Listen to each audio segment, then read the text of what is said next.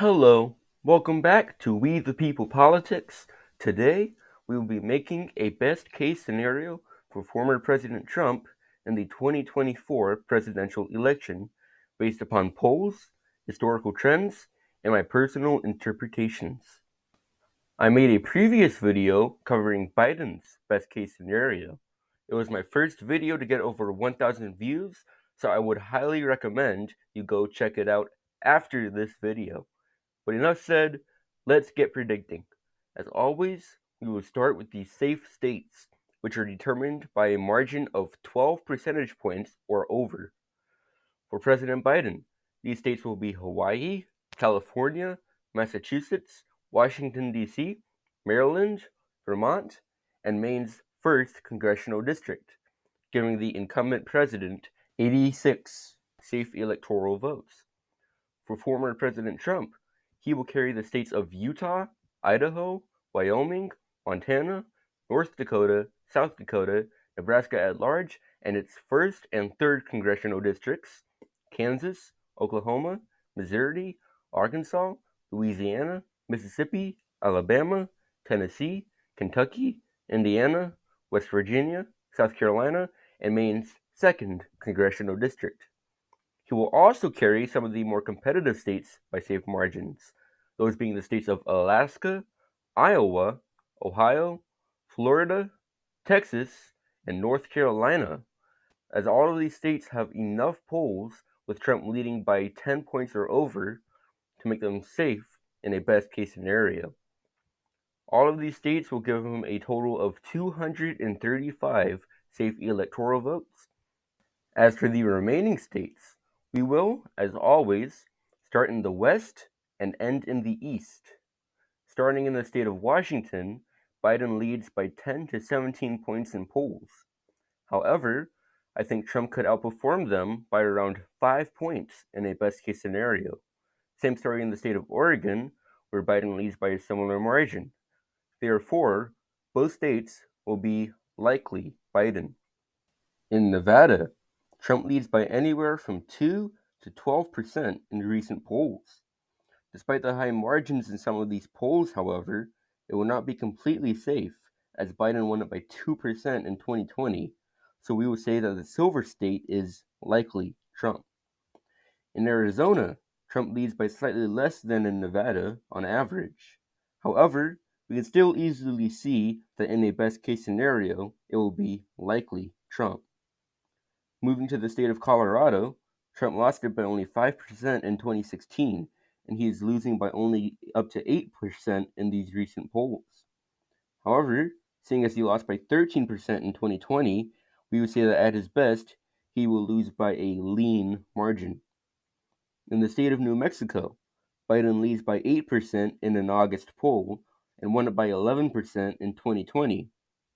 If we adjust his lead by taking into account Trump's recent polling surge, the border crisis, and the fact that this is Trump's best case scenario, we will say that New Mexico is just barely tilt Biden. Over in Nebraska's 2nd congressional district, Trump won it in 2016 by 2%, only to lose it to President Biden in 2020 by 6%. Although it has gained a very Republican county in recent redistricting, the city of Omaha has continued to grow, becoming more Democratic leaning. Thus, we will say that it will be barely tilt Trump.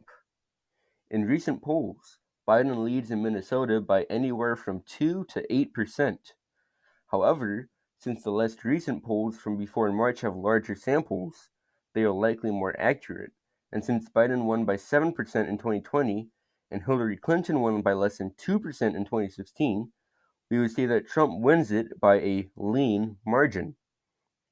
In Wisconsin, Trump leads by a lean margin in recent polls, and given that Biden won the state by half a point in 2020, I don't think it is a stretch to say that Wisconsin will be likely Trump.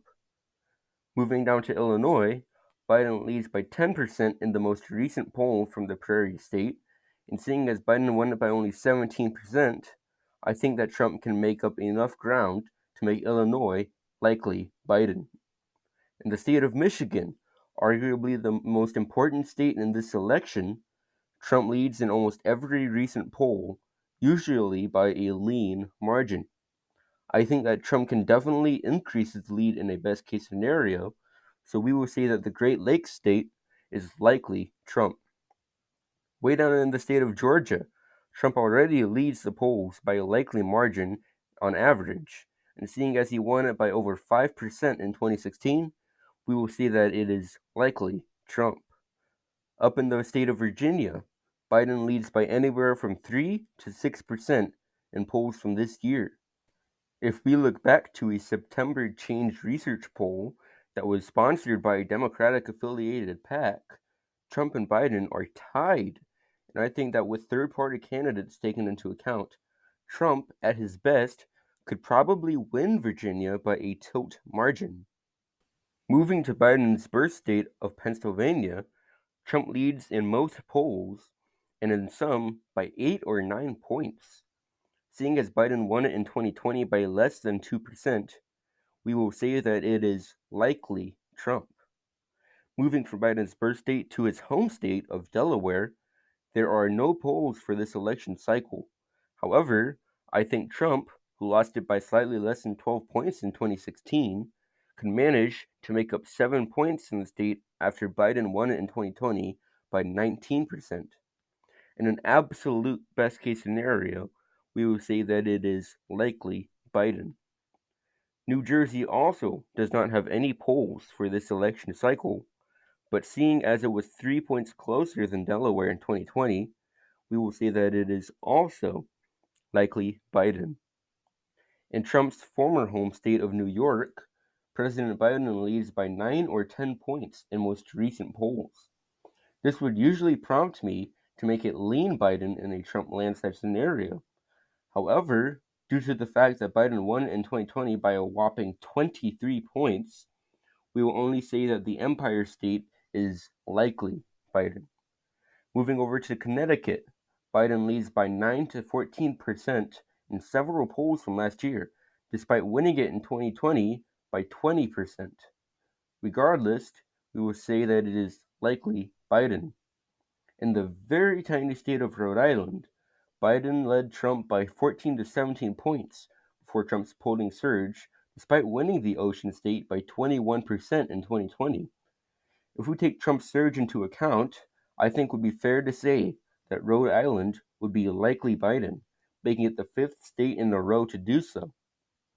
Up in New Hampshire, Biden leads by 3 to 10 points in recent polling after winning it by 7% in 2020. However, seeing as Trump lost it by only half a point in 2016, I will say that he could be able to barely flip it in 2024 by a tilt margin. Finally, up in Maine, despite losing to Biden by 9 points in 2020, Trump now leads by 6 points in a recent poll. Although I do think it is very unlikely that Trump could win by that much, I could see him, in a best case scenario, winning by a lean margin. Also, just a side note, I have Trump almost losing by a likely margin in Maine's 1st district, but I decided we should wait to see until more polling data comes. Nevertheless, there you have it, Donald Trump's best possible scenario for the 2024 election, President Biden with 196 electoral votes to President Trump with 342. The chances of this happening are quite small. However, if a major event were to happen, such as World War III, it could become a lot more likely. If you want to check out my previous video for Biden's best case scenario, the link is in the description. If you disagree with anything I said, feel free to let me know down in the comments. If you like my content, you can subscribe down below. I want to thank all of my subscribers. Thanks to you, we have practically doubled our subscribers after the release of my previous video. So let's see if we can get to 60 subs before my next video. With all of that said, I hope you enjoyed this video, and I can't wait to see you in the next one.